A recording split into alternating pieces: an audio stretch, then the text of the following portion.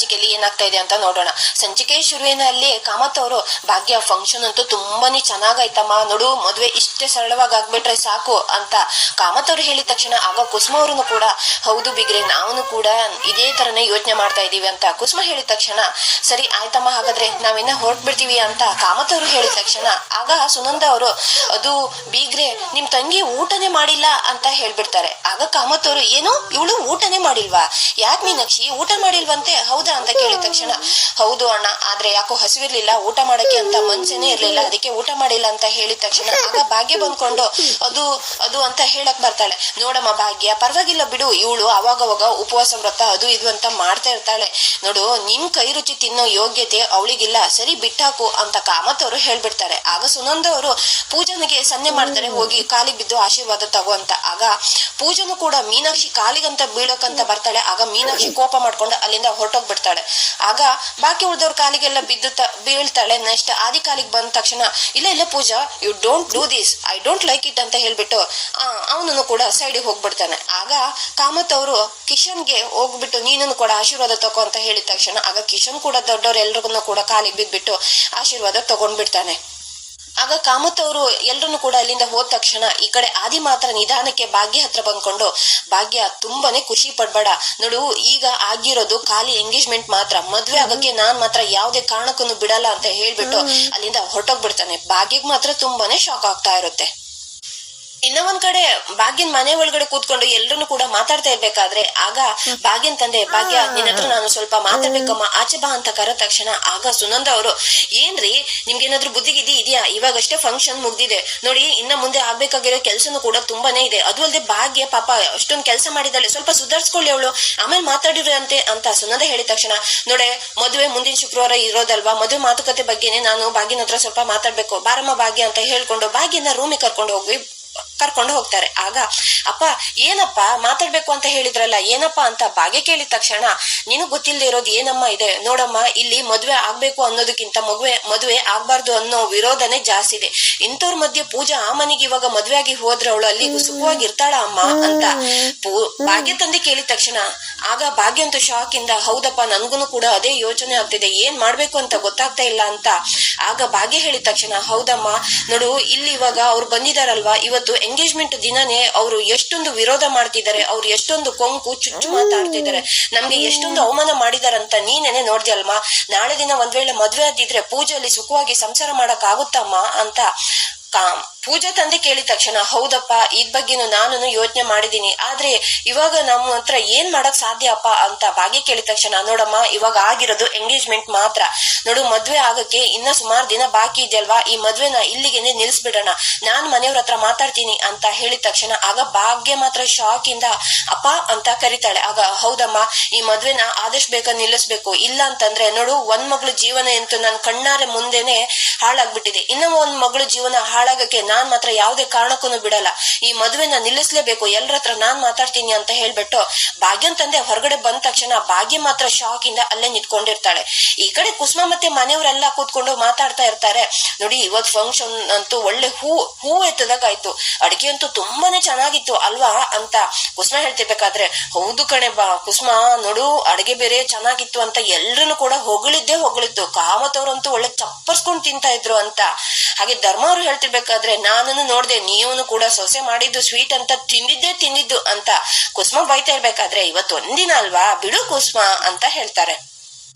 ಆಗ ಭಾಗ್ಯನ್ ತಂದೆ ಅಲ್ಲಿಗೆ ಬಂದ್ಕೊಂಡು ಯಾವ್ದೇ ಕಾರಣಕ್ಕೂ ಈ ಮದ್ವೆ ಆಸೆನ ಬಿಟ್ಬೇಡಿ ಅಂತ ಹೇಳಿದ ತಕ್ಷಣ ಇತ್ತ ಭಾಗ್ಯನ್ ಮನೆಯವರಿಗೆಲ್ಲ ತುಂಬಾನೇ ಶಾಕ್ ಆಗ್ತಾ ಇರುತ್ತೆ. ಆಗ ಭಾಗ್ಯನು ಕೂಡ ಅಲ್ಲಿ ಬಂದು ನಿಂತ್ಕೊಂಡಿರ್ತಾಳೆ. ಆಗ ಕುಸುಮ ಅವರು ಭಾಗ್ಯ ಏನಮ್ಮ ನಿನ್ ತಂದೆ ಏನಮ್ಮ ಹೇಳ್ತಾ ಇದ್ದಾರೆ ಅಂತ ಕುಸುಮ ಹೇಳಿದ ತಕ್ಷಣ ನೋಡಿ ನಾನೇ ಹೇಳ್ತಿರೋದು ಬೀಗ್ಯಮ್ಮ, ಈ ಮದ್ವೆ ಆಗಕ್ಕೆ ಯಾವ್ದೇ ಕಾರಣಕ್ಕೂ ನಾನ್ ಬಿಡಲ್ಲ, ಈ ಮದ್ವೆ ಆಸೆನ ಇಲ್ಲಿಗೆನೆ ಬಿಟ್ಬಿಡಿ ಅಂತ ಹೇಳಿದ ತಕ್ಷಣ ಏನಮ್ಮ ಭಾಗ್ಯ ಏನ್ ಇದೆಲ್ಲ ಅಂತ ಕೇಳಿದ ತಕ್ಷಣ ಅದು ಅಪ್ಪ ಅಂತ ಭಾಗ್ಯ ಹೇಳಕ್ ಬಂದೋಗ ನೋಡ್ ಭಾಗ್ಯ ನೀನ್ ನನ್ನ ಸಮಾಧಾನ ಮಾಡಕ್ ಬರ್ಬೇಡ, ನಾನ್ ಕರೆಕ್ಟ್ ಆಗಿನೇ ಹೇಳ್ತಾ ಇದ್ದೀನಿ ಅಂತ.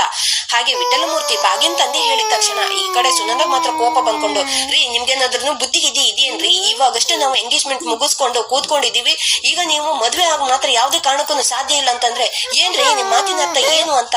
ಹಾಗೆ ಸುನಂದ ಅವರು ಬೈತಾ ಇರ್ಬೇಕಾದ್ರೆ ಆಗ ನೋಡೆ ನಾನು ಕರೆಕ್ಟ್ ಆಗಿ ಯೋಚನೆ ಮಾಡಿನೇ ಡಿಸೈಡ್ ಮಾಡಿದೀನಿ ನೋಡು, ಇದ್ರಲ್ಲಿ ಇವಾಗ ಯಾರು ಬೇಕು ಬೇಡ ಅಂತ ಹೇಳೋ ಪ್ರಶ್ನೆನೇ ಇಲ್ಲ. ನಾನ್ ಒಂದ್ಸರಿ ನಿರ್ಧಾರ ಮಾಡಿದ್ಮೇಲೆ ಮುಗೀತು. ಯಾವ್ದೇ ಕಾರಣಕ್ಕೂ ನನ್ ಮಗಳು ಜೀವನನ ಹಾಳಾಗಕ್ಕೆ ನಾನ್ ಮಾತ್ರ ಬಿಡಲ್ಲ ಅಂತ. ಆಗ ಭಾಗ್ಯನ್ ತಂದೆ ಹೇಳಿದ ತಕ್ಷಣ ಆಗ ಧರ್ಮವರನ್ನು ಕೂಡ, ಅಲ್ಲ ಬೀಗ್ರೆ ಇವಾಗ ಏನಾಗಿದೆ ಅಂತ ನೀವ್ ಇವಾಗ ಎಂಗೇಜ್ಮೆಂಟ್ ಎಲ್ಲ ಆದ ನಂತರ ಮದ್ವೆ ಬೇಡ ಅಂತ ಹೇಳ್ತಿದ್ದೀರಲ್ಲ, ಅದು ಅಲ್ಲದೆ ಇನ್ನ ಜಾಸ್ತಿ ದಿನ ಬೇರೆ ಉಳ್ದಿಲ್ಲ, ಈ ಟೈಮಲ್ಲಿ ಹೇಳಿದ್ರೆ ಹೊರಗಡೆ ಜನರೆಲ್ಲ ಏನ್ ತಿಳ್ಕೊಳಲ್ಲ ಅಂತ ಧರ್ಮ ಅವರು ಹೇಳಿದ ತಕ್ಷಣ, ನೋಡಿ ಬೀಗ್ರೆ ಇವಾಗ ಹೊರಗಡೆ ಜನರು ಏನ್ ತಿಳ್ಕೊಂತಾರೆ ಅಂತ ನನ್ಗಿವಾಗ ಅದು ಮುಖ್ಯ ಅಲ್ಲ, ನನ್ ಮಗಳು ಜೀವನ ಹಾಳಾಗದೆ ಇರೋದು ಮಾತ್ರ ನನ್ಗಿವಾಗ ಮುಖ್ಯ. ನೋಡಿ ಜನರು ಹೇಗಿದ್ರು ಕೂಡ ನಮ್ಮನ್ನ ಆಡ್ಕೊಂತಾರೆ. ಅದು ಅಲ್ಲದೆ ಅವ್ರಿಗೇನು ಒಂದ್ ವೇಳೆ ಹಾಳಾಗೋದಾದ್ರೆ ನನ್ ಮಗಳು ಜೀವನ ಅಲ್ವಾ, ಹಾಳ್ ಬಾವಿಗೆ ತಳ್ಳಕ್ಕೆ ನಾನಂತೂ ತಯಾರಿಲ್ಲ, ನನ್ ಮಗಳು ಜೀವನ ನಾನು ಕಾಪಾಡ್ಕೊಂತೀನಿ ಅಂತ. ಆಗ ಭಾಗ್ಯನ್ ತಂದೆ ಹೇಳಿದ ತಕ್ಷಣ, ನೋಡಿ ನೀವು ಅವ್ರ ಬಗ್ಗೆ ತಪ್ಪಾಗಿ ತಿಳ್ಕೊಂಡಿದ್ದೀರಾ. ಆ ಹುಡುಗ ಕಿಶನ್ ಇದ ನೋಡಿ, ಅವನು ತುಂಬಾನೇ ಒಳ್ಳೆ ಹುಡುಗ. ಅದು ಅಲ್ಲದೆ ನಮ್ ಬೀತಿಯ ಮನೆಗೆ ಹೋಗ್ಬಿಟ್ಟು ಆ ಹುಡುಗನ ಎಲ್ಲ ಪರೀಕ್ಷೆ ಮಾಡಿನೇ ಒಪ್ಕೊಂಡಿರೋದು. ನಾವೇನು ಸುಮ್ನೆ ಈ ಸಂಬಂಧನ ಒಪ್ಕೊಂಡಿಲ್ಲ ರೀ, ಎಲ್ಲ ಕಡೆ 4 ಕಡೆ ವಿಚಾರಿಸಿನೇ ಆ ಕಾಮತ್ ಮನೆತನನ ನಾವು ಒಪ್ಕೊಂಡಿರೋದು ಅಂತ ಸುನಂದ ಹೇಳಿದ ತಕ್ಷಣ, ಹೌದು ಬಿಗ್ರೆ ನೀವು ತಪ್ಪಾಗಿ ತಿಳ್ಕೊಂಡಿದ್ದೀರಾ. ಆ ಹುಡುಗ ಇದನ್ನ ನೋಡಿ ಕಿಶನ್ ಅಪ್ರಂಜಿ, ಅವನು ಚಿನ್ನದಂತ ಹುಡುಗ. ನಾನು ಖುದ್ದಾಗಿನೇ ಹೋಗಿ ಅವನ ಪರೀಕ್ಷೆ ಮಾಡಿ ನಾನು ಒಪ್ಪಿಗೆ ಕೊಟ್ಟ ನಂತರ ಭಾಗ್ಯನೇ ಮುಂದುವರಿದಿರೋದು ಅಂತ ಕುಸುಮ ಹೇಳಿದ ತಕ್ಷಣ, ನೋಡಿ ಬೀಗ್ತಿಯಮ್ಮ ಇದ್ರಲ್ಲಿ ನನ್ಗೆ ಯಾರ ಸಂಜಾಯಿಷನು ಬೇಡ, ನಾನ್ ಒಂದ್ಸರಿ ಡಿಸೈಡ್ ಮಾಡಿದ್ರೆ ಮುಗೀತು. ಪೂಜನ್ ಅಪ್ಪ ಆಗಿ ನಾನು ಏನು ಅವಳಿಗೆ ಒಳ್ಳೇದಾಗ್ಬೇಕೋ ನಾನು ಅದನ್ನೇ ನಿರ್ಧಾರ ಮಾಡಿದೀನಿ ಅಂತ ಭಾಗ್ಯನ್ ತಂದೆ ಹೇಳಿದ ತಕ್ಷಣ ಆಗ ಪೂಜಾ ಅಲ್ಲಿಗೆ ಅಪ್ಪನ ಹತ್ರ ಬಂದ್ಕೊಂಡು, ಪ್ಲೀಸ್ ಅಪ್ಪ ಈ ತರ ಎಲ್ಲ ಮಾತಾಡ್ಬಿಡಿ, ನೋಡಿ ಆ ಕಿಶನ್ ಏನು ಅಂತ ನನ್ಗೆ ತುಂಬಾನೇ ಚೆನ್ನಾಗ್ ಗೊತ್ತು, ಆ ಕನ್ನಿಕಾ ತರ ಅಲ್ಲ, ನಾನ್ ಆ ಮನೆಗೆ ಹೋದ್ರೆ ತುಂಬಾ ಚೆನ್ನಾಗಿರ್ತೀನಿ ಅಂತ ನನ್ಗೆ ಗೊತ್ತು ಅಪ್ಪ ಅಂತ ಪೂಜಾ ಹೇಳಕ್ ಬಂದಾಗ, ನೋಡೆ ನನ್ನನ್ನ ಏನು ಅಂತ ಅನ್ಕೊಂಡಿದ್ಯಾ, ಸುಮ್ನೆ ನನ್ ಕೂದ್ಲು ಬೆಳ್ಳಗಾಗಿದ್ಯಾ ಅಂತ ಅನ್ಕೊಂಡಿದ್ಯಾ, ನೋಡು ನಿನ್ಗೆ ವರ್ಷ ಆಗಿರುವಷ್ಟು ನಂಗೆ ಜೀವನದಲ್ಲಿ ಅನುಭವ ಆಗಿದೆ, ಸುಮ್ನೆ ನಾನು ಯಾವ ಮಾತನ್ನು ಹೇಳಲ್ಲ ಅಂತ. ಆಗ ಭಾಗ್ಯನ್ ತಂದೆ ಹೇಳಿದ ತಕ್ಷಣ, ರೀ ನಿಮ್ದು ಇವಾಗ ಏನ್ರಿ ಈಗ ಮತ್ತೆ ಇವಾಗ ತಗಾದೆ, ಆ ಮನೆಯಲ್ಲಿ ಇವಾಗ ಕನ್ನಿಕಾ ಇದ್ದಾಳಲ್ಲ ಅವಳಿಂದಾನೇ ಪೂಜನಿಗೆ ನೆಮ್ಮದಿ ಇರಲ್ಲ, ಅಲ್ಲಿ ಹೋದ್ಮೇಲೆ ಪೂಜನಿಗೆ ಕನ್ನಿಕನಿಂದಾನೇ ಏನಾದ್ರೂ ಅಪಾಯ ಆಗುತ್ತಾ ಅಂತ ತಾನೇ ನೀವು ಇಷ್ಟೊಂದು ಟೆನ್ಷನ್ ಮಾಡ್ಕೊಂತ ಇರೋದು. ಅಲ್ಲ ಆ ಕನ್ನಿಕಾ ಏನ್ ಅಲ್ಲೇನೆ ಬಿದ್ದಿರ್ತಾಳೇನ್ರಿ, ಅವಳನ್ನು ಕೂಡ ಮದ್ವೆ ಆಗಿ ಇನ್ನೂ ಒಂದ್ ಮನೆಗೆ ಸೊಸೆಯಾಗಿ ಹೋಗ್ತಾ ಇರಲ್ವಾ, ನೋಡಿ ಅಲ್ಲಿ ಯಾವ ಸಮಸ್ಯೆನೂ ಪೂಜೆಗೆ ಆಗಲ್ಲ. ನೀವು ಅವಳ ತಂದೆಯಾಗಿ ಎಷ್ಟೊಂದು ಜವಾಬ್ದಾರಿ ತಗೊಂತಿರೋ, ತಾಯಿಯಾಗಿ ನಾನು ಕೂಡ ಪೂಜನ್ ಮೇಲೆ ಜವಾಬ್ದಾರಿ ತಗೊಳ್ಳೋ ಹಕ್ಕು ನನ್ಗಿದೆ ಅಂತ ಸುನಂದ ಹೇಳಿದ ತಕ್ಷಣ, ಹೌದಾ ಹಕ್ಕಿನ ಬಗ್ಗೆ ಮಾತಾಡ್ತಿದ್ಯಾ, ನೋಡು ಇಷ್ಟು ದಿನ ಪೂಜಾ ಜವಾಬ್ದಾರಿ ಏನೇನ್ ನೀನೆಲ್ಲ ನಿರ್ಧಾರ ಮಾಡಿದ್ಯೋ ಅದ್ರ ಬಗ್ಗೆ ನಾನು ಯಾವತ್ತಾದ್ರೂ ಅಡ್ಡಿ ಮಾಡಿದೀನ, ಇವಾಗ ಈ ಮದ್ವೆ ಬೇಡ ಅಂತ ನಾನು ಹೇಳ್ತಾ ಇದ್ದೀನಿ, ಒಂದ್ಸರಿ ನಾನು ನಿರ್ಧಾರ ಮಾಡಿದ್ಮೇಲೆ ಮುಗೀತು, ಯಾವ್ದೇ ಕಾರಣಕ್ಕೂ ಈ ಮದ್ವೆ ನಡೆಯಲ್ಲ ಅಂತ ಆಗ ಭಾಗ್ಯನ್ ತಂದೆ ಹೇಳ್ತಾರೆ. ಆಗ ಪೂಜಾ ಮತ್ತೆ ಬೇಜಾರಾಗ್ಬಿಟ್ಟು, ಪ್ಲೀಸ್ ಅಪ್ಪ ಆತರ ಎಲ್ಲ ಹೇಳ್ಬೇಡಿ ಅಪ್ಪ, ಒಂದ್ ವೇಳೆ ನಾನ್ ಕಿಶನ್ ಮದ್ವೆ ಆದ್ರ ಆ ಮನೇಲಿ ಚೆನ್ನಾಗಿರ್ತೀನಿ ಅನ್ನೋ ನಂಬಿಕೆ ನನಗಿದೆ ಅಪ್ಪ, ಅದು ಅಲ್ಲದೆ ನೀವೇನೆ ನಿನ್ನೆ ನೋಡಿದ್ರಲ್ಲ ಕಾಮತ್ ಅಂಕಲ್ ಎಷ್ಟು ಒಳ್ಳೆಯವ್ರಂತ, ನಾವು ನಿನ್ನೆ ಹೋಗಿ ನಮ್ ಸಮಸ್ಯೆನ ಹೇಳಿದ ತಕ್ಷಣನೇ ಅವ್ರ ಅದನ್ನ ಎಷ್ಟು ಈಸಿಯಾಗಿ ಪ್ರಾಬ್ಲಮ್ ನ ಸಾಲ್ವ್ ಮಾಡಿ ಬಿಟ್ರಲ್ಲ ಅಪ್ಪ, ನನ್ಗೇನು ಆ ಮನೇಲಿ ಸಮಸ್ಯೆ ಆಗಲ್ಲಪ್ಪ, ನಾನ್ ಹೊಂದಾಣಿಕೆ ಮಾಡ್ಕೊಂಡು ಹೋಗ್ತೀನಂತ ಪೂಜೆ ಹೇಳಿದ ತಕ್ಷಣ, ನೋಡ್ ಪೂಜಾ ನನ್ ಮಾತೇನಾದ್ರು ಕೇಳಿಲ್ಲ ಅಂತಂದ್ರೆ ಕಪಾಳಕ್ ನಾಳಕ್ ಬಾರಿಸ್ತೀನಿ, ಸುಮ್ನೆ ನಾನ್ ಹೇಳಿದ ಮಾತನ್ನ ಕೇಳ್ಬೇಕು ಅಂತ ಪೂಜನಿಗೆ ಬೈತಾರೆ. ನೋಡಿ ಪೂಜಾ, ನಿನ್ನ ಅಪ್ಪನಾಗಿ ನಾನು ಹೇಳ್ತಾ ಇದ್ದೀನಿ, ಈ ಎಂಗೇಜ್ಮೆಂಟ್ ಮದ್ವೆ ಕಿಶನ್ ಇದನ್ನೆಲ್ಲ ಒಂದು ಕೆಟ್ಟ ಕನ್ಸು ಅಂತ ಮರ್ತ್ ಬಿಡು, ಯಾವ್ದೇ ಕಾರಣಕ್ಕೂ ಈ ಮದ್ವೆ ನಡೆಯಕ್ಕೆ ನಾನ್ ಬಿಡಲ್ಲ ಅಂತ ಭಾಗ್ಯನ್ ತಂದೆ ಹೇಳಿದ ತಕ್ಷಣ ಪೂಜಾ ಮಾತ್ರ ಹತ್ಕೊಂಡು ಅಲ್ಲಿಂದ ಮನೆಯಿಂದ ಹೊರಗಡೆ ಓಡೋಗ್ಬಿಡ್ತಾಳೆ. ಆಗ ಅಪ್ಪ ಯಾಕಪ್ಪ ಈ ತರ ಎಲ್ಲ ಮಾತಾಡಕ್ ಹೋದ್ರಿ, ನೋಡಿ ಪೂಜಾ ಎಷ್ಟು ಅಳ್ಕೊಂಡು ಹೋದ್ಲು ಅಂತ ಭಾಗ್ಯ ಹೇಳಿದ ತಕ್ಷಣ, ನೋಡ್ ಭಾಗ್ಯ ಅವಳ ಕಣ್ಣೀರಿಗೆಲ್ಲ ನಾನು ಕರ್ಗೋಳಲ್ಲ, ನೋಡು ಹತ್ತು ಕರ್ದು ಕೂಗಿದ್ರೆ ಏನನ್ನು ಕೂಡ ಬದ್ಲಾಗಲ್ಲ, ಈ ಮದ್ವೆ ನಡೆಯಲ್ಲ ಅಂತಂದ್ರೆ ನಡೆಯಲ್ಲ, ಒಂದ್ 4 ದಿನ ಹೀಗೆ ಬೇಜಾರ ಆಗ್ತಾಳೆ, ಅದಾದ ನಂತರ ಈ ಅಪ್ಪ ಯಾಕೆ ನಿರ್ಧಾರ ತಗೊಂಡ ಅಂತ ಅವಳಿಗೆನೆ ಆಮೇಲೆ ಗೊತ್ತಾಗುತ್ತೆ ಅಂತ. ಆಗ ಭಾಗ್ಯನ್ ತಂದೆ ಹೇಳಿದ ತಕ್ಷಣ, ರೀ ಯಾಕ್ರಿ ಈ ತರ ನೀವು ಮಾಡಿದ್ರಿ, ಎಷ್ಟು ಖುಷಿಯಾಗಿ ಎಲ್ಲ ಆರಾಮಾಗಿ ನಡ್ಕೊಂಡು ಹೋಗ್ತಿತ್ತು, ಎಲ್ಲದಕ್ಕೂ ಕೂಡ ಕಲ್ಲು ಹಾಕ್ಬಿಟ್ರಲ್ಲ, ಇವಾಗ ನಿಮ್ಗೆ ಸಮಾಧಾನ ಆಯ್ತಾ ಅಂತ ಸುನಂದನು ಕೂಡ ಹತ್ಕೊಂಡು ಹೇಳ್ತಾರೆ. ಆಗ ಭಾಗ್ಯ ಮಾತ್ರ ಪೂಜನ ಸಮಾಧಾನ ಮಾಡ್ಬೇಕು ಅಂತ ಪೂಜನ ಹತ್ರ ಬರ್ತಾಳೆ. ನೋಡ್ ಪೂಜಾ, ಅಪ್ಪ ಏನೋ ಕೋಪದಲ್ಲಿ ಟೆನ್ಷನ್ ಅಲ್ಲಿ ಈ ತರ ಮಾತಾಡಿದ್ದಾರೆ, ಅಪ್ಪನ ನಾವೆಲ್ಲರೂ ಕೂಡ ಸೇರ್ಕೊಂಡು ಕನ್ವಿನ್ಸ್ ಮಾಡ್ತೀವಿ, ನೀನ್ ಅಳ್ಬೇಡ ಪೂಜಾ ಅಂತ ಭಾಗ್ಯ ಹೇಳ್ತಾ ಇರ್ಬೇಕಾದ್ರೆ, ಕನ್ವಿನ್ಸ್ ಮಾಡ್ಲೇಬೇಕು ಅಕ್ಕ, ಈಗಷ್ಟೇ ಎಂಗೇಜ್ಮೆಂಟ್ ಮುಗ್ದಿರೋದು, ನಾನು ಎಷ್ಟೊಂದು ಖುಷಿಯಾಗಿದ್ದೆ, ಕಾಮತ್ ಮನೆಯವ್ರು ಬೇರೆ ಎಂಗೇಜ್ಮೆಂಟ್ ಮುಗಿಸ್ಕೊಂಡು ಇನ್ನ ಮನೆಗೂ ಕೂಡ ರೀಚ್ ಆಗಿಲ್ಲ, ಅಷ್ಟರಲ್ಲಿ ನಮ್ಮನೆ ಡಿಸಿಷನ್ ಚೇಂಜ್ ಆಗುತ್ತಂತಂದ್ರೆ ಅಪ್ಪ ನನ್ ಬಗ್ಗೆ ಏನಂತ ಅನ್ಕೊಂಡಿದಾರ ಅಕ್ಕ, ಅಲ್ಲ ನನ್ಗೂ ಕೂಡ ಫೀಲಿಂಗ್ಸ್ ಇದೆ, ನನ್ ಮನ್ಸೊಳಗೂನು ಒಂದು ಭಾವನೆ ಇದೆ ಅಂತ ಅಪ್ಪ ಯಾಕೆ ಅಕ್ಕ ಇದನ್ನೆಲ್ಲ ಅರ್ಥನೇ ಮಾಡ್ಕೊಳ್ಳಿಲ್ಲ, ಕಿಶನ್ ಮದ್ವೆ ಆಗ್ತೀನಂತ ನಾನು ಎಷ್ಟೊಂದು ಖುಷಿಯಾಗಿದೆ. ಆದ್ರೆ ಅಪ್ಪ ಏನಕ್ಕ ಈ ತರ ಮಾತಾಡಿದ್ದಾರೆ ಅಲ್ಲ, ಅವ್ರ ಮನೆಯಲ್ಲಿ ಯಾರೋ ಒಬ್ರು ಚೆನ್ನಾಗಿಲ್ಲ ಅಂತ ಅಂದ್ರೆ ಅದಕ್ಕೋಸ್ಕರ ನನ್ ಪ್ರೀತಿನ ಬಲಿ ಕೊಡೋದು ಯಾವ್ದಕ್ಕ ಇದು ನ್ಯಾಯ? ನೋಡು ಅಕ್ಕ, ಇವಾಗ ಎಲ್ಲರ ಮನೆಯಲ್ಲಿ ಎಲ್ಲದನ್ನು ಕೂಡ ಸರಿಯಾಗಿರಲ್ಲ. ಆ ಕನ್ನಿಕ ಏನೋ ಸರಿಯಾಗಿಲ್ಲ ಅಂತ ಆದ್ರೆ ನಾನು ಬಾಳ್ವೆ ಮಾಡ್ಬೇಕಾಗಿರೋದು ಆ ಕಿಶನ್ ಜೊತೆ ಅಲ್ವಾ? ಆ ಮನೆಯಲ್ಲಿ ತಾನೆ ನಾನು ಕಿಶನ್ ಜೊತೆ ಚೆನ್ನಾಗಿ ಸಂಸಾರ ನಡೆಸ್ತೀನಂತ ನನ್ಗೆ ಭರವಸೆ ಇದೆ. ಆದ್ರೆ ಅಪ್ಪ ಮಾತ್ರ ಯಾಕಕ್ಕ ಎಂಗೇಜ್ಮೆಂಟ್ ಅಲ್ಲ ಆದ ನಂತರ ಈ ಡಿಸಿಷನ್ ನ ತಗೊಂಡಿದ್ದಾರೆ? ಒಂದ್ ವೇಳೆ ಎಂಗೇಜ್ಮೆಂಟ್ ಗಿಂತ ಮೊದ್ಲೇನೆ ಮಾತುಕತೆ ಏನಾದ್ರು ಮಾಡದಿದ್ರಾದ್ರೂ ಈ ಡಿಸಿಷನ್ ನಾನು ಒಪ್ಕೊಂತ ಇದ್ದೆ. ಆದ್ರೆ ಈಗ ಹೇಗಕ್ಕ, ನಾನು ಎಷ್ಟೊಂದು ಆಸೆ ಕನ್ಸ್ಕೊಡೋನೆಲ್ಲ ಇಟ್ಕೊಂಡಿದೀನಿ. ಅವ್ರು ಇವಾಗ ಈ ತರ ಮಾತಾಡಿದ್ರೆ ನಾನ್ ಏನ್ ಮಾಡ್ಲಿ ಅಕ್ಕ? ಅದೆಲ್ಲ ಗೊತ್ತಿಲ್ಲ. ನಾನ್ ಮಾತ್ರ ಯಾವ್ದೇ ಕಾರಣಕ್ಕೂ ಕಿಶನ್ ನ ಬಿಟ್ಕೊಡೋ ಮಾತಿಲ್ಲ. ನಾನು ಕಿಶನ್ ನ ಮದುವೆ ಆಗೇ ಆಗ್ತೀನಿ ಅಂತ ಪೂಜಾ ಹೇಳ್ಬಿಡ್ತಾಳೆ. ನೋಡ್ ಪೂಜಾ, ಇವಾಗ ಅವರೆಲ್ಲ ಬೆಳಿಗ್ಗೆಯಿಂದ ಅಷ್ಟೊಂದು ಒಂಥರ ಅವಮಾನ ಆಗೋ ತರ ಚುಚ್ಚು ಮಾತಾಡಿದ್ರಲ್ವಾ, ಅದು ಬೇರೆ ಕನ್ನಿಕಾ, ಆದಿ, ಆ ಮೀನಾಕ್ಷಿ ಅವರೆಲ್ಲ. ಹಾಗಾಗಿ ಅಪ್ಪ ಏನೋ ಆ ಮಾತನ್ನೆಲ್ಲ ಗಮನಿಸ್ಕೊಂಡು ತುಂಬಾನೇ ಬೇಜಾರಾಗಿ ಈ ತರ ಡಿಸಿಷನ್ ತಗೊಂಡಿದ್ದಾರೆ. ನೋಡೋಣ ಪೂಜಾ ಏನಾಗುತ್ತಂತ. ನೀನ್ ಯಾಕೆ ಇಷ್ಟೊಂದು ಬೇಜಾರ ಮಾಡ್ಕೊಂತಿ ಅಂತ ಭಾಗ್ಯ ಹೇಳ್ತಿರ್ಬೇಕಾದ್ರೆ, ಅಲ್ಲ ಅಕ್ಕ, ಆ ಮನೆಯಲ್ಲಿ ಇವಾಗ ಬರೀ ಕೆಟ್ಟವ್ರನ್ನ ನೋಡೋದಕ್ಕಿಂತ ಆ ಮನೆಯಲ್ಲಿ ಒಳ್ಳೆಯವ್ರನ್ನು ಇದಾರಲ್ಲ. ಇವಾಗ ಈ ಮದ್ವೆ ಬೇಡ ಅಂತ ಹೇಳಕ್ಕೆ ಆ ಖಾಲಿ ಮೀನಾಕ್ಷಿ, ಆದಿ ಮತ್ತೆ ಕನ್ನಿಕನ ಬಗ್ಗೆ ನೋಡ್ಕೊಂಡು ಹೇಳ್ತಾ ಇದ್ದೀರಲ್ಲ ಅಪ್ಪ. ಆದ್ರೆ ಕಿಶನ್ ಒಳ್ಳೆತನನ ಅಪ್ಪ ನೋಡೋದೇ ಇಲ್ಲವಲ್ಲ, ಯಾಕ ಅಂತ ಪೂಜಾ ಕೇಳ್ತಾಳೆ. ನೋಡಕ್ಕ, ನನ್ ಕಣ್ಮುಂದೆನೆ ಇವಾಗ ನಿನ್ ಲೈಫ್ ನನ್ಗೆ ಒಂದು ಬೆಸ್ಟ್ ಎಕ್ಸಾಂಪಲ್ ಆಗಿದೆ. ನೀನ್ ಲೈಫಲ್ಲಿ ಖುಷಿಯಾಗಿ ಇದೆಯಾ ಅಕ್ಕ? ಹೇಳು, ನನ್ಗೆ ಒಂದೇ ಒಂದ್ ಮಾತು ಹೇಳು.